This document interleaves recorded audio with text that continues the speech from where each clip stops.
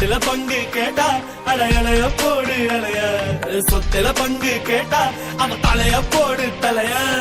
ஊரா வீட்டு சட்டத்துக்கு ஊரு நாடு மசியாது, வேகம் வந்து சத்தம் போட்டா ஆகாயம் கேட்காத. பாட்ட பூட்ட பூமியை யாரும் பட்டா போடக்கூடாது.